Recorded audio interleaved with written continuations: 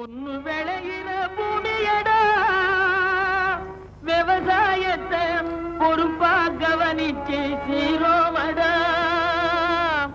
உண்மையா உழைக்கிற நமக்கு எல்லா நன்மைகளும் நாடி வந்து கூடுதடா.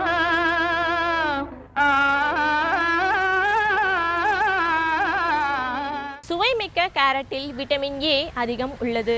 மலை பிரதேசத்தில் விளையக்கூடிய இப்பயிரில் நூற்புழு மண்ணில் இருந்தே வேர்களை தாக்கி அதிக சேதத்தை விளைவிக்கிறது. இதனால் செடிக்கு சத்து கிடைக்காமல் போய்விடுகிறது. இந்த நேரத்தில் கேரட் செடி எப்படி இருக்கும், இதை கட்டுப்படுத்த என்ன செய்ய வேண்டும் என்பதை தெரிந்து கொள்ளலாம். இன்றைய நிகழ்ச்சியில் கேரட்டில் வேர் முடிச்சு நூற்புழு மேலாண்மை குறித்து திண்டுக்கல் மாவட்டம் கொடைக்கானல் தோட்டக்கலை ஆராய்ச்சி நிலையத்தின் நூற்புழுவியல் துறை உதவி பேராசிரியர் முனைவர் ப. வெற்றிவேல் காளை அவர்கள் விளக்கமளிக்கிறார்.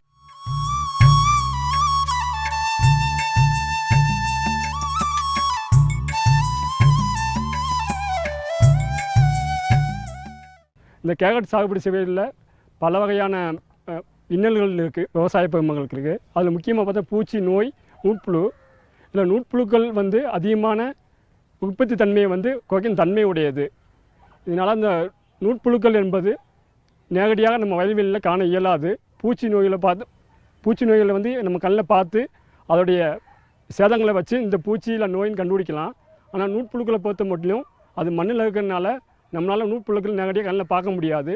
இந்த நூற்புழுக்கள் மண்ணில் இருந்துக்கிட்டு வேறு பகுதியை தாக்கி சேதத்தை உண்டாக்குறது. அது இல்லாமல் இந்த பயிர்களுக்கு தேவைப்படும் சத்து பொருட்களையும் நீர்களையும் செடிகளுக்கு கிடைக்காமல் தடுக்கிறது. இதனால் செடியினோட வளர்ச்சி குன்றி மகசூல் இழப்பு ஏற்படுகிறது. இந்த நூற்புழுக்கள் என்பது மண்ணிலிருந்து சல்லடை வழியாக பிரித்து எடுத்து கூட்டு நுண்ணோக்கி மூலம் கண்ணால் பார்க்கலாம். இந்த நூற்புழுக்கள் ஆண் பெண் வேற்றுமை உண்டும். இந்த நூற்புழுக்கள் நூலை போல் ரொம்ப மென்மையாக நிறமற்றதாக இருக்கும்.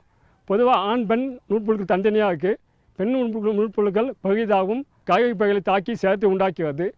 ஆனால் ஆண் நூற்புழுக்கள் ஒரு சில ஆண் நூற்புழுக்களை தவிர மற்ற பயிர்களை தாக்குவதில்லை, சேதப்படுத்துவதில்லை. விதைகளை போட்டு இந்த செடிகள் முளைக்கும் போது அந்த வேர் பகுதியை தாக்குது. இந்த நூற்புழு தாக்கிய கேரட்டினுடைய மேல் பகுதி பார்த்தீங்கன்னா, இலைப்பகுதி பார்த்தீங்கன்னாக்கும் இந்த வாடி மஞ்சளாக காணப்படும். அதில் அப்படியே கிழங்கு பகுதி கீழ்ப்பகுதி பார்த்தீங்கன்னாக்கும் இந்த கிழங்குடைய பகுதியில் பக்க சைடில் வரக்கூடிய வேர் பகுதியில் பார்த்தீங்கன்னாக்கும் சின்ன சின்ன முடிச்சுக்கள் காணப்படும். இந்த கிழங்குகள் உண்டாகும் போது நூற்புழுக்கள் தாக்கும் போது கிழங்கு நேரடியாக சீராக முளைக்காமல் 2-3 பக்க வேர்கள் உண்டாகும். அதனால் கிழங்கு கவட்ட கிழங்கு மாதிரி உண்டாக தன்மை உள்ளது. அது மட்டும் இல்லாது இந்த வேகுடைய பகுதியில் முடிச்சாக கலர்கள் காணப்படும். அது மட்டும் இல்லாமல் இந்த கேரட்டை தாக்கக்கூடிய பின் வாடல் நோயையும் இந்த நூற்புழுக்கள் அதிகமாக பரப்பும் தன்மை உள்ளது. இந்த நூற்புழு தாக்குறதுனால இந்த பின் மாடல் நோயின் தாக்குதலும் அதிகமாகி செடிகளை அழிச்சு விடுறது. இதை கட்டுப்படுத்துறதுக்கு ஒருங்கிணைந்த நூற்புழு மேலாண்மை நம்ம கையாளுறோம். அந்த வயசில் பார்க்கும்போது கோடை உழவு செய்யணும். கோடை உழவு மே ஜூன் மாதங்களில் அதிக வெப்பமுள்ள காலங்களில் கோடை உழவு செய்யும்போது அந்த மண்ணில் உள்ள நூற்புழுக்கள் சூரிய வெப்பத்தால் அழிக்கப்படுகிறது முதலாவதாக. இரண்டாவது பார்த்தீங்கன்னாக்கா பயிர் சுழற்சி முறை. அதாவது கேரட்டை பயிர் செஞ்சுட்டு அதே கேரட்டை போடாமல் ஸ்பினாச், முள்ளங்கி, கோதுமை, பசுந்தாள் உரங்கள் அந்த வரிசையில் பயிர் செய்யலாம், பயிர் சுழற்சி செய்யலாம். மூணாவது பார்த்தீங்கன்னாக்கும் இந்த மண்ணில் 20 டன் தொழுவகம் விடலாம். மூணாவதாக 1 டன் வேப்ப புண்ணாக்கு மண்ணில் இடலாம்.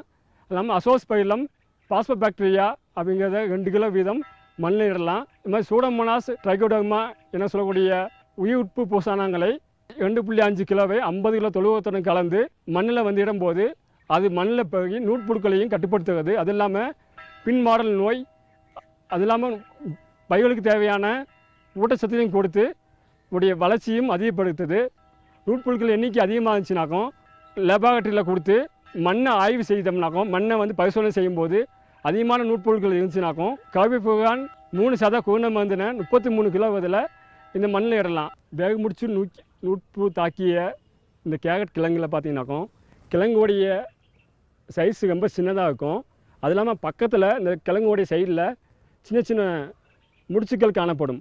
ஆனால் நூற்புழு தாக்காத கிழங்குகளை பார்த்தீங்கன்னாக்கும் நல்லா தகமானதாக, நல்லா ஹெல்த்தியாக, ரொம்ப பெருசாக தெரியும். இதனால் வந்து மகசூல் இழப்பு பார்த்தீங்கன்னாக்கும் பொதுவாக வந்து விவசாயிகளுடைய வயல்வெளியில் பார்த்தீங்கன்னாக்கா 25% வந்து 40% மகசூல் இழப்பினை இந்த வேகமுடிச்சு நூட்புழுக்கள் ஏற்படுத்துகிறது. இந்த வேகமுடிச்சு நூட்புழுக்கள் தாக்கிய பின்பு இதை வந்து கட்டுப்படுத்த முடியாது. இதனால் வந்து முன்னெச்சரிக்கையாக இந்த வயல்வெளியில் உள்ள மண்ணை ஆய்வுக்கூடங்களை கொடுத்து பரிசோதனை செய்வதால் இந்த நூட்புழுக்கள் எவ்வளவு எண்ணிக்கையில் உள்ளது என்பதை கண்டுபிடிச்சு ஒருங்கிணைந்த நூட்புழு கட்டுப்பாடு முறையில் நம்ம மேற்கொண்டோம்னாக்கும் இந்த 20% முதல் 40% மகசூல் இழப்பினை வந்து தடுத்து அதிகமான மகசூலை கிடைக்கலாம். மார்க்கெட்டுக்கு போகும்போது அதிகமான விலையும் கிடைக்கும் இந்த கேரட்டுக்கு. அதன் மூலமாகவும் அதிகமான வருமானத்தை விவசாயிகள் ஈட்டலாம்.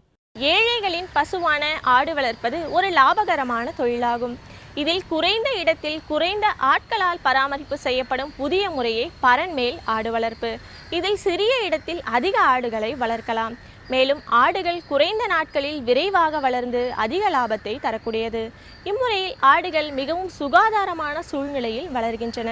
இந்த பரண் அமைப்பது எப்படி, இதில் ஆடுகளை எவ்வாறு பராமரிக்க வேண்டும் என்பதை தெரிந்து கொள்ளலாம்.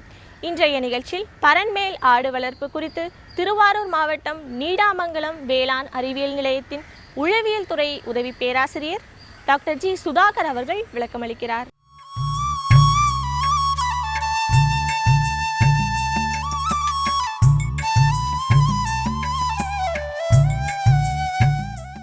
ஒருங்கிணைந்த பண்ண திட்டத்தில் இப்போ பார்த்தீங்கன்னா நம்ம வந்துட்டு கறவை மாடு வளர்ப்பு பயிர் சார்ந்த தொழில்களில் கறவை மாடு வளர்ப்புக்கு அடுத்து பார்த்தீங்கன்னா வெள்ளாடு வளர்ப்பு. வெள்ளாடு ஏழைகளின் பசு என்று சொல்லக்கூடிய வெள்ளாடு வளர்ப்பானது இப்போ வந்து பெரிய லாபம் தரக்கூடிய ஒரு வேளாண் சார்ந்த தொழிலாகும். இதில் பார்த்தீங்கன்னா ஆடுகளை வந்து கொட்டில் முறை, மேய்ச்சல் முறை, அதுக்கடுத்து கொட்டில் சார்ந்த மேய்ச்சல் முறை என்ற பலவேறு முறைகளில் நம்ம வந்து வளர்த்தாலும் இப்போ வந்துட்டு இப்போ குறுகிய காலத்தில் பார்த்தீங்கன்னா பரன்மேல் வெள்ளாடு வளர்ப்பு, அதாவது ஆடுகளை கொட்டிலுடன் பரன் அமைத்து அந்த இடத்திலே வந்துட்டு அதுக்கு தேவையான தீவனங்களை அளிக்கும் பொழுது அது மிக குறைந்த நாட்களில் துரித வளர்ச்சி அடைந்து அதிக லாபம் தரக்கூடிய ஒரு தொழிலாக மாற்றப்பட்டுள்ளது. இது முக்கிய பயன் என்று பார்க்கும் பொழுது முதல்ல பார்த்தீங்கன்னா குறைந்த இடத்துல அதிக ஆடுகளை நம்ம வந்துட்டு சுகாதாரமான முறையில் நம்ம வளர்க்கலாம். இரண்டாவது பார்த்தீங்கன்னா குறைந்த ஆட்களை கொண்டு அதிக ஆடுகளை நம்ம பராமரிப்பு செய்யலாம். குறைந்த நாட்களிலே அதிக எடை, அது பார்த்தீங்கன்னா அதிக வளர்ச்சி அடைந்து அதிக எடை கிடைச்சி அதிக வருமானம் கிடைக்கிறதுக்கு வாய்ப்பு அதிகம். நோய் அதாவது செல், பேன் மற்றும் இதர நோய்கள் இருந்து பார்த்தீங்கன்னா இதோட பாதிப்பு வந்து மிக குறைவு. அதுக்கடுத்து பார்த்தீங்கன்னா நம்ம வந்துட்டு ஒவ்வொரு ஆட்டுக்கொட்டையிலையும் அது சிறுநீர் மற்றும் அதோடைய ஆட்டுப்புழுக்கையிலிருந்து வெளியிடக்கூடிய அம்மோனியா நச்சு வாயிலிருந்து நம்ம வந்துட்டு இதெல்லாம் நம்ம மிக அதிக அளவில் பாதுகாக்கலாம். அதுக்கடுத்து நம்ம பார்த்தீங்கன்னா இதில் இந்த கொட்டில் முறையில் ஆடுகளை இனம் கண்டறியலாம். எந்த ஆடு வந்துட்டு சின்ன ஆடு, எந்த ஆடு குட்டி ஆடு, எந்த டயத்தில் வந்து அதை நம்ம கிடாயோட நம்ம இணைப்பிக்கலாம் அப்படிங்கிறத தெரிஞ்சு நம்ம வந்துட்டு வளர்க்கும் பொழுது குறுகிய காலத்தில் அதிக வருமானம் பெறக்கூடிய ஒரு தொழிலாக மாற்றப்பட்டுள்ளது. இதில் பார்த்தீங்கன்னா முதல்ல வந்துட்டு பரண் அமைக்கிறதுன்னு பார்த்தீங்கன்னா ஒரு ஆட்டுக்கு வந்துட்டு நம்ம நல்ல மேட்டான இடத்துல நல்ல காற்றோட்டம் இடத்துல என்ன செஞ்சிடணும், கிழக்கு மேற்காக நம்ம வந்துட்டு கொட்டையை அமைக்கணும். அதில் பார்த்தீங்கன்னா ஒரு ஆட்டுக்கு 10 சதுரடி என்ற அளவில் கணக்கிட்டு குறைந்தபட்சம் 10 ஆடுகளுக்கு ஒரு கிடா என்ற அளவில் நம்ம 10க்கு 10 சதுரடியில் ஒரு கொட்டகை அமைக்கணும். அந்த கொட்டகையில் பார்த்தீங்கன்னா சதுர வடிவிலோ அல்லது செவ்வக வடிவிலோ அமைச்சால் ரொம்ப நல்லது. ஆடுகளுக்கு பார்த்தீங்கன்னா முதல்ல வந்துட்டு பரண் அமைக்கிறதுக்கு நல்ல தூண்களை வந்துட்டு கல் தூண்களையோ அல்லது சிமெண்ட் தூண்களான நல்ல அமைப்பு பயன்படுத்தி அதன் மேலே வந்துட்டு பரணானது 2 இன்ச்சு அகலம் உள்ள 5 அடி நீளமுள்ள நம்ம சக்கையில் மரச்சட்டங்களை பயன்படுத்தி பரண் அமைக்கணும். அந்த பரண் அந்த சட்டங்களுக்கு இடைவெளி பார்த்தீங்கன்னா அரை அங்குலம் தான் இருக்கணும். ஏன்னா அரை அங்குலத்துக்கு மேலே போகும்போது என்ன செஞ்சிடும், ஆட்டோடைய கால் வந்துட்டு உள்ளே போய் இழப்பு ஏற்படுறதுக்கு வாய்ப்புகள் அதிகம். அதே டயத்தில் பார்த்தீங்கன்னா அந்த பரனுக்கு அந்த சட்டத்துக்கு மேலே என்ன செஞ்சிடணும், கம்பி வலையில் கொண்டு ஒரு 4 அடி உயரத்தில் கம்பி வலையில் கொண்டு நம்ம வந்துட்டு சுத்துக்கும் நம்ம வந்துட்டு தடுப்பு ஏற்படுத்தணும்.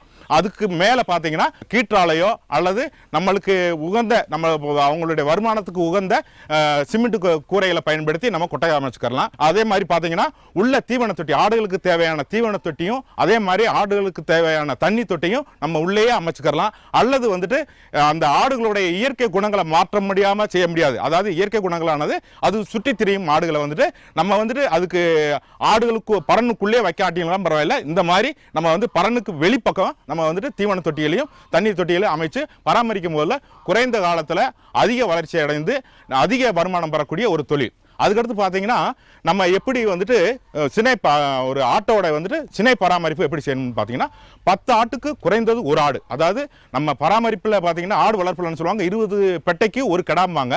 நம்ம இந்த வளர்ப்பு முறையில் பார்த்தீங்கன்னா 10 ஆட்டுக்கு ஒரு கிடா அப்படிங்கிற முறையில் வளர்க்கணும். அது பார்த்தீங்கன்னா சினை பருவம் பார்த்தீங்கன்னா 155 நாள். அதில் பார்த்தீங்கன்னா சினை காலம்ங்கிறது பார்த்தீங்கன்னா 1 to 2 நாட்கள். அதாவது சினை பருவம் அறிகுறி தென்பட்டோன்னு என்ன செய்யணும்னா நம்ம கிடாயை வந்துட்டு நம்ம வந்து என்ன செஞ்சிடணும் ஆடுகளோட சேர விடணும். அதுக்காக என்ன செஞ்சுக்கணும்னா என்றைக்குமே பரனுக்குள்ள சின்ன சின்ன தடுப்புகள், குட்டிகளுக்கு தனி அறைகள், அதே மாதிரி பார்த்தீங்கன்னா சினை ஆடுகளுக்கு தனி அறைகள், கெடா என்ற ஆண் ஆடுகளுக்கு தனி அறைகள், மற்ற ஆடுகளுக்குள்ள ஒரு அறைகள் அமைத்து தனித்தனி அறைகள் அமைத்து நம்ம வந்துட்டு ஆடுகளை பராமரிக்கும் பொழுது பார்த்தீங்கன்னா நம்ம வந்து ஆடுகளுக்கு எந்தவித நோய் ஏற்படாமவும் அதே மாதிரி குறுகிய காலத்தில் அதிக வளர்ச்சி நம்ம அடைய முடியும். தகுந்த பருவத்தில் வந்துட்டு சினை பிடித்தோடனே என்ன செஞ்சிடணும் சினை ஆடுகளை நம்ம வந்துட்டு தனி அறைக்குள்ள அனுப்பிச்சி விட்டுட்டு அதுக்கு வந்துட்டு தீவன மேலாண்மை எப்படி வந்து அது ஊட்டச்சத்து மேலாண்மை அதுக்கு தேவையான பசுந்தீவனங்களை கூட்டி கொடுக்கணும். அதே மாதிரி அடர் தீவனம் பார்த்தீங்கன்னா ஒவ்வொரு சினை ஆட்டுக்கும் பார்த்தீங்கன்னா நார்மலாக கொடுக்கக்கூடிய ஆடுகளுக்கு ஒரு 300 கிராம் கொடுத்தோம்னா சினை ஆடுகளுக்கும் கெடா ஆடுகளுக்கும் பார்த்தீங்கன்னா 400 to 500 கிராம் 1/2 கிலோ வரைக்கும் நம்ம வந்துட்டு அடர் தீவனங்கள் கொடுக்கணும்.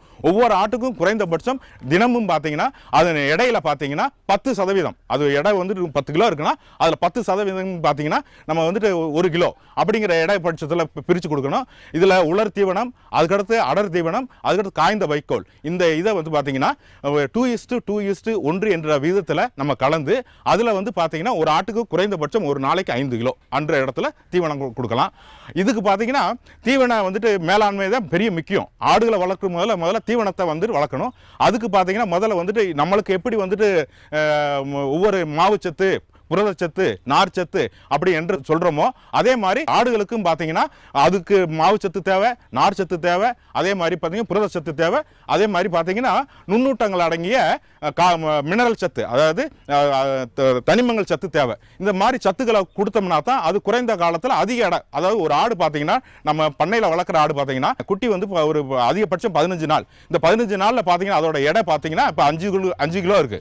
நம்ம விற்கிறது பூரா பார்த்தீங்கன்னா 6 மாசத்துல விற்கிறோம். 6 மாசத்துல ஒரு குறைந்தது நம்ம குட்டியோட எடை பார்த்தீங்கன்னா குறைந்தது வந்துட்டு 25 to 30 கிலோ வருது. அது சராசரியாக ஒரு தனி நபர் ஒரு பரன் அமைத்து இந்த மாதிரி ஆடு வளர்க்கும் போதுல குறைந்தபட்சம் ஒரு வருடத்துக்கு 10 பெட்டை ஒரு கெடா என்று வளர்க்கும் போல குறைந்தபட்சம் நிகர வருமானமாக ஒரு ஆள் வந்து 25,000 to 30,000 ரூபாய் வருமானம் எடுக்க முடியும். இது வந்துட்டு எளிய முறை. இதுக்கு தேவையான தீவனங்கள் என்று பார்க்கணும்னா இந்த நார்ச்சத்துன்னு எடுத்துக்கிட்டிங்கன்னா ஒரு மாவுச்சத்துன்னு எடுத்துக்கிட்டிங்கன்னா இப்போ கம்பு நேப்பியர் புல் இருக்கு, கோஃபர் கிராஸ் இருக்கு, கினியா கிராஸ் இருக்கு, எருமை புல் இருக்கு. அதுக்கடுத்து பார்த்தீங்கன்னா இந்த மாதிரி தீவன புட்கள்லாம் இருக்கு. நார்ச்சத்து தரக்கூடிய பார்த்தீங்கன்னா இந்த கினியா புல்ல நார்ச்சத்து அதிகம் உள்ளது. அதே மாதிரி பார்த்தீங்கன்னா புரதச்சத்து நிறைந்தது பார்த்தீங்கன்னா நீங்கள் வேலி மசால், குதிரை மசால், முயல் மசால். அதுக்கடுத்து பார்த்தீங்கன்னா என்னைக்குமே கால்நடைகளுக்கு தீவன மர இலைகள். அதுக்காக எந்த ஒரு வயல் ஒரு தோட்டத்தில் ஆரம்பிச்சோம்னா அந்த தோட்டத்தை சுற்றி பார்த்தீங்கன்னா கல்யாண முருங்கை, சவுண்டல் மரம், அதுக்கடுத்து பார்த்தீங்கன்னா கிளேரிசீடியா, அதுக்கடுத்து பார்த்தீங்கன்னா அகத்தி மரம், பூவரசு, வேம்பு, இந்த மாதிரி அனைத்து வகையான மரங்களை நம்ம நட்டு பயிரிட்டு அது பார்த்தீங்கன்னா என்றைக்காவது வந்துட்டு மழைக்காலங்களில் பார்த்தீங்கன்னா நம்ம புல்லோ அல்லது வந்துட்டு நம்ம இந்த புரதச்சத்து நிறைந்த இந்த பயிர்களை சாப்பிடாது மர இலைகளை வெட்டி கொண்டு வந்து நம்ம வாட்டில் வந்துட்டு இடத்துல போட்டுட்டோம்னா அந்த இலைகளை சாப்பிட்டு வந்து திடகாத்திரமாக வளரும். ஒரு ஆடு குறைந்தபட்சம் பார்த்தீங்கன்னா நம்ம வந்துட்டு நல்ல முறையில் பரன் மேல ஆடு வளர்ப்பு முறையில் நம்ம வச்சோம்னா குறைந்தது பார்த்தீங்கன்னா 6 மாசத்துல 40 கிலோ வரைக்கும் கொண்டு வரலாம். ஒரு கிலோ வந்துட்டு இன்றைய விலை பார்த்தீங்கன்னா குறைந்தது வந்து 300 ரூபா வச்சாலும் ஸோ ஒரு ஆடு வந்து 18,000 ரூபா. சர்வசாதாரணம் 60 கிலோ கணக்கு வச்சோம்னா 60 × ஒரு 300 ரூபா பார்த்தீங்கன்னா 18,000 ரூபாய்க்கு நம்ம வந்துட்டு நம்ம நிகர லாபம் பெறலாம். அதுக்கடுத்து பார்த்தீங்கன்னா ஒரு ஆட்டுக்கு குறைந்தது பார்த்தீங்கன்னா ஒரு நாளைக்கு அடர் தீவனம் குட்டி ஆடுகளுக்குன்னா பார்த்தீங்கன்னா 100 கிராம் 100 to 200 கிராம் வரைக்கும் கொடுக்கலாம். அதுக்கடுத்து பார்த்தீங்கன்னா கிடரி மற்றும் பெண் ஆடுகள், கிடா ஆண்டு பெண் ஆடு சினை ஆடுகளுக்கு பார்த்தீங்கன்னா நம்ம குறைந்தது 1/2 கிலோ கொடுக்கணும். நார்மலாக இருக்கக்கூடிய சினை இல்லாத ஆடுகளுக்கு பார்த்தீங்கன்னா 250 to 300 கிராம் கொடுக்கணும். அதே மாதிரி பார்த்தீங்கன்னா தண்ணீர், சுத்தமான தண்ணீர், எப்பயுமே ஆடுகளுக்கு சுத்தமான தண்ணீர் 5 லிட்டர்லேருந்து 10 லிட்டர் வரைக்கும் கொடுக்கலாம். ஆட்டின் எடையை பொறுத்து பார்த்தீங்கன்னா பெரிய ஆடுகளுக்குன்னா 10 லிட்டர் வரைக்கும் கொடுக்கலாம். நம்ம வந்து மற்ற குட்டி ஆடுகளுக்கெல்லாம் குறைந்தது 5 லிட்டர்லேருந்து 10 லிட்டர் தண்ணி கொடுக்கும் போல அதோடைய விருத்தியை பார்த்தீங்கன்னா நல்லா திடகாத்திரமாக வளர்ந்து இந்த மாதிரி அதுலேயும் பார்த்தீங்கன்னா ஆடுகளை வந்துட்டு எப்பயுமே கோழி வளர்ப்பு முறையில் என்ன பண்ணாங்கன்னா முதல்ல கோழி வந்துட்டு தெருவில் சுற்றிக்கிட்டு இருந்தது. அதுக்கடுத்து வந்து ஆள்குள் முறைன்ற கொட்டைக்குள்ளே வளர்த்தாங்க.